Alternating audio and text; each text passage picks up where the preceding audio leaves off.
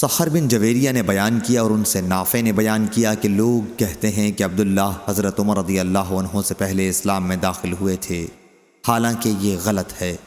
البتہ عمر رضی اللہ عنہ نے عبداللہ بن عمر رضی اللہ عنہ کو اپنا ایک گھوڑا لانے کے لیے بھیجا تھا جو ایک انصاری صحابی کے پاس تھا، تاکہ اسی پر سوار ہو کر جنگ میں شریک ہوں۔ اسی دوران رسول اللہ صلی اللہ علیہ وسلم درخت کے نیچے بیٹھ کر بیعت لے رہے تھے۔ عمر رضی اللہ عنہ کو ابھی اس کی اطلاع نہیں ہوئی تھی۔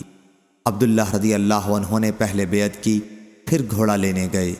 جس وقت وہ اسے لے کر عمر رضی اللہ عنہ کے پاس آئے تو وہ جنگ کے لیے اپنی زرہ پہن رہے تھے۔ انہوں نے اس وقت حضرت عمر رضی اللہ عنہ کو بتایا کہ حضور اکرم صلی اللہ علیہ وسلم درخت کے نیچے بیعت لے رہے ہیں۔ بیان کیا کہ پھر آپ اپنے لڑکے کو ساتھ لے کر گئے اور بیعت کی۔